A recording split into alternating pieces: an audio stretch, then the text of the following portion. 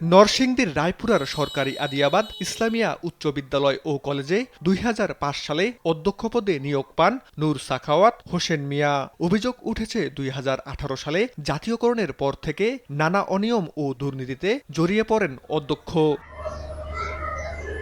জাতীয়করণের অন্তর্ভুক্ত করার কথা বলে শিক্ষক ও কর্মচারীদের থেকে লাখ লাখ টাকা হাতিয়ে নেয়া, জাতীয়করণের সময় ব্যাংকে প্রতিষ্ঠানের নামে করা এফডিআর এর লভ্যাংশের তথ্য গোপন করে ব্যক্তিগত অ্যাকাউন্টে জমা ও শিক্ষিকাদের প্রতি অশালীন আচরণ সহ নানা অভিযোগ রয়েছে তার বিরুদ্ধে। মাধ্যমিক ও উচ্চশিক্ষা অধিদপ্তরের তদন্তে অভিযোগের সত্যতা মেলার পর ১.৫ বছর সাময়িক বরখাস্ত ছিলেন নূর সাখাওয়াত হোসেন। সম্প্রতি সেই অধ্যক্ষকে পুনর্বহাল করায় ক্ষুব্ধ প্রতিষ্ঠানের শিক্ষক, শিক্ষার্থী ও এলাকাবাসী। ১ বছর পর আবার উনি কিভাবে পুনর্বহাল হয় এটা আমাদের বোধগম্য নয়। নারী শিক্ষার্থী এবং শিক্ষিকাদেরকে যৌন হয়রানি করে, তা ইতিমধ্যে আপনার এই প্রমাণিত হয়েছে। ওনাকে সাময়িক বহিষ্কার করে এখানে আমাদের বিসিএস 18তম বিসিএস এর একজন অধ্যাপক মোহাম্মদ কফিল উদ্দিনকে এখানে নিয়োগ দেওয়া হয়েছিল এবং দেখা গিয়েছে যে ওনার সাথে উনি অনেকটা খারাপ বিহেভ করেছে। উনি আবার পুনর্বহালের একটা চিঠি নিয়ে আসেন, কিন্তু এলাকাবাসী এটি মেনে নেননি। যে সমস্ত অভিযোগ ছিল বেশিরভাগই প্রমাণিত হয়েছে।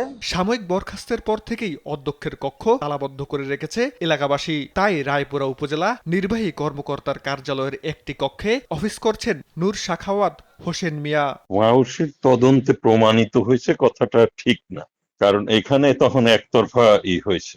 এটা এমপি সাহেব নিজেই তিনি দায়িত্ব নিয়েছেন, তিনি বলছেন যে আপনি কারোর সাথে এটা নিয়ে এটা আমার দায়িত্ব। এ বিষয়ে পুনর্তদন্তের জন্য মন্ত্রণালয়কে চিঠি দেওয়া হয়েছে বলে জানান উপজেলা নির্বাহী কর্মকর্তা।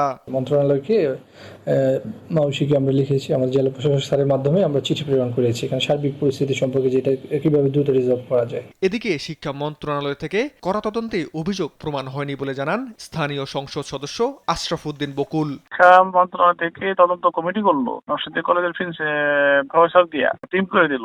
ওই টিমে ওই রিপোর্টে উনি খালাস, এই জন্য তো উনি যাইতে পারতেছে, এই জন্য তো উনি বৈধ। নাহলে তো উনি যদি বাদে জায়গা তার তেমন সমস্যা নাই। কিন্তু এখন তো জনগণ ঢুকতে দেয় না, জন ঢুকতে দেয় না, বেটা ফালামো কই, বেটা ঢুকতে পারে না, দফা চেষ্টা করছে। শিক্ষা প্রতিষ্ঠানটি পরিচালনা ও হারানো সুনাম পুনরুদ্ধারে কার্যকর পদক্ষেপ নেওয়ার দাবি অভিভাবকদের। সীমান্ত বর্ধন, নিউজ ডেস্ক, দেশ টিভি।